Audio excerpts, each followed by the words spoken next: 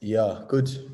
Well, first it was very, very difficult. We analyzed the opposition in relation to how they could hurt us.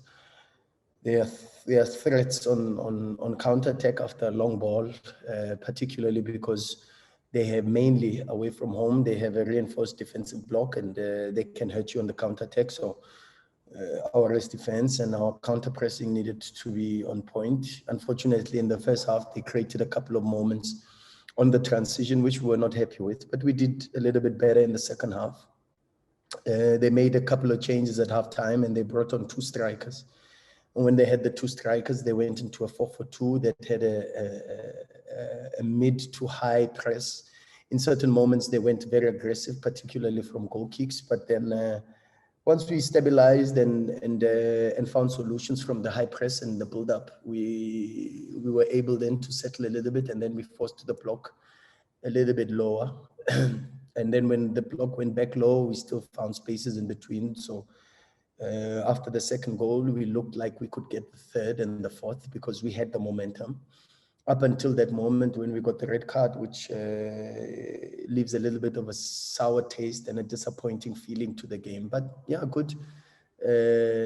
We played against a very good side, a strong side, and a team that defends extremely well. And we're very, very happy to get the 3.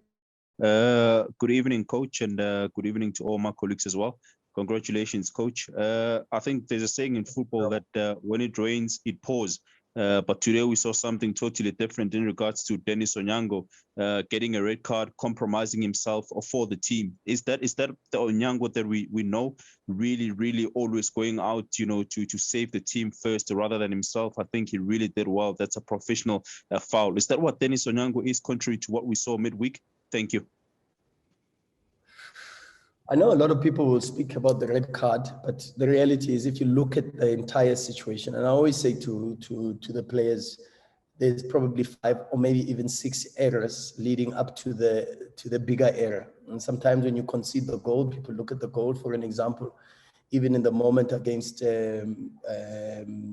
SuperSport, the 2 goals, I mean, everybody speaks about Dennis, but I could tell you about Mudao's marking. I could tell you about the foul that Kutumela makes that he shouldn't make, and if you don't make that foul, then you don't get the set piece. And when you don't get the set piece, then you don't get the possibilities of conceding the goal. So even today, it's a simple situation where we should progress with the ball from the midfield. And there's no reason why the pass should go back to Grant and then should go back to AJ and then look maybe even to go back to Musa.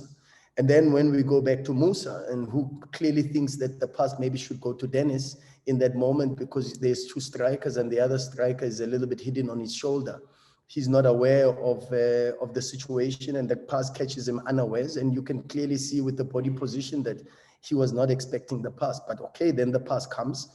And then he's got to commit himself to the situation and try to solve the problem of having an aggressive striker.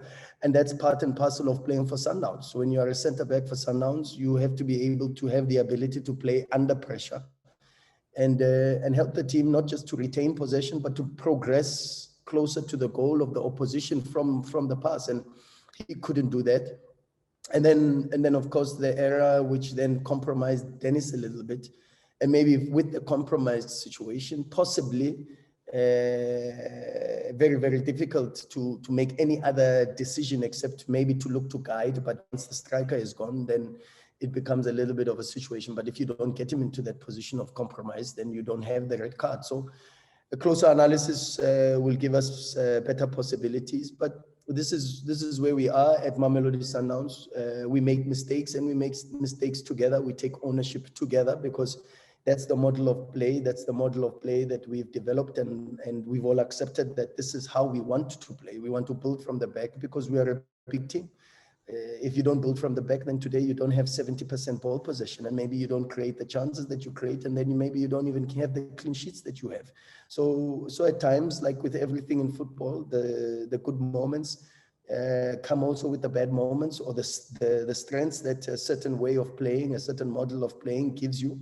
It gives you strengths, it gives you possibilities to control the opposition, to be able to create chances and to use the ball very well. But at the same time, you know that when you have the ball in and around your final third, then there's a little bit of an element of risk that is involved, and that's football. You know, that is football. Man City do the same, Chelsea do the same. All big teams have this personality, and they stick very closely to their profile. But sticking closely to the profile also means that you have to work very hard to guard against mistakes, and then we instill principles. Like, for an example, with build-up, you have to be safe and you have to be secure. Those are the principles. Otherwise, then it becomes very difficult, because you will concede these situations. But okay, good. We are together. We won together. When we lose together. When we make mistakes together. We never single out any individual, because that's what big teams do. Big teams take pressure, take mistakes, take the success together. They share the success, the mistakes, the failures together, and they move and they make progress together. And that's what we will continue to do. Good evening, everybody, including the coach. Having said on what you have just said, I'm not going to Dennis per se, but I just want to look at Mamelodi Sundowns as a team. Do you have some kind of a policy that if a player, not necessarily this red card, if a player has caused a team in terms of red card or unnecessary yellow cards, do you fine them? That's one. Secondly, you are 9 points ahead. Are you already starting to, put things together, checking the points that will secure the league just before maybe you're heading towards there? Those two questions. Thanks, Aubrey.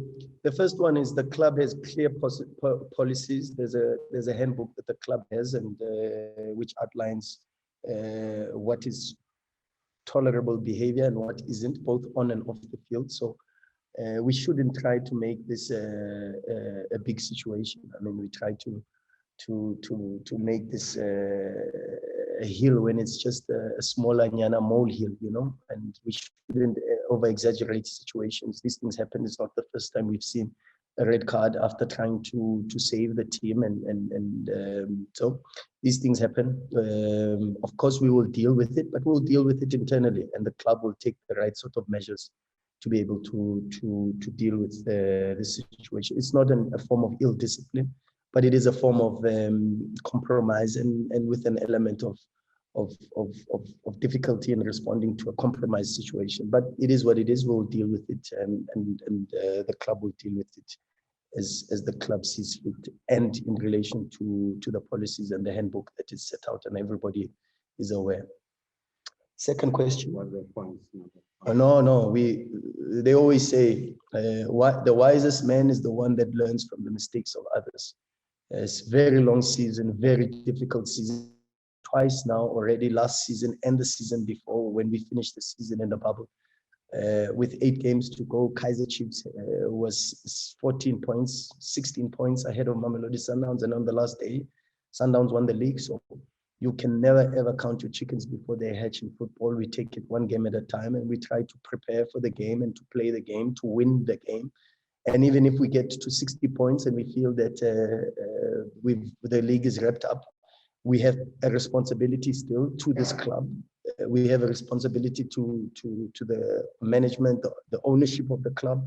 We have a responsibility to the supporters of the club to make sure that we play every single game to win every single match. And that then says your process is governed by principles, values, and the profile of the club, and not by points. We don't look at points, how much we need. We focus on trying to make sure that we build a very strong team on the pitch. And that means that every single day that team has to advertise the core values and the principles of this club, regardless of the mathematical situation. Mark, listen. Greetings to everybody. I saw Rivaldo was back on the bench today. He got a bit of time. What was wrong with him for the last couple of games? And if you wouldn't mind just indulging me, I've got a list of a couple of your injuries. Could I just go through them one by one with you? Just what is wrong and what is the return date? Yeah. River, maybe if you allow me, Mark, to start with River. Yes, please, sir. Yeah, River had a contusion, just a muscular complication, but he hasn't trained fully with the team. But we've got a couple of situations, and we had to fast track his return. But good, the medical department has done fantastic work to try to get River back. Okay, and then you've got Maboe, who had the knee surgery. When are you expecting him back, sir? He's actually progressing extremely well, training individually now. But after that, we still predict a long-term layoff from Lebo. Still not close even to taking part in full team training. And Kulise? Kulise's got health issues. We've got a couple of health issues in our team. There's a small anyana flu bug that is going around the team. So a lot of our players that are on that list have been out because of medical complications. And I think if you understand the importance of privacy in relation to medical prognosis, then you'll understand why I can't divulge more into the issue. But yeah, medical or health related absence. And then just one more, if you don't mind, Mutupa. He's obviously a long-termer as well, isn't he? Yeah, muscular. Mutupa is muscular. There's a muscular complication, and with soft tissue injuries, you've got to be very, very careful, because if you rush and you don't go through the right sort of rehabilitation process, then you risk having this player out for even longer. An important player for us, Kip Mutupa, like all the other players, but good medical department working on him, and we've got a very strong medical department that is working very hard to make sure that these players return as quickly as possible. Appreciate it. Thank you. Thank you, Big Mark. Thank you, sir. Can we move on to Lorenzo? Last question. Thank you.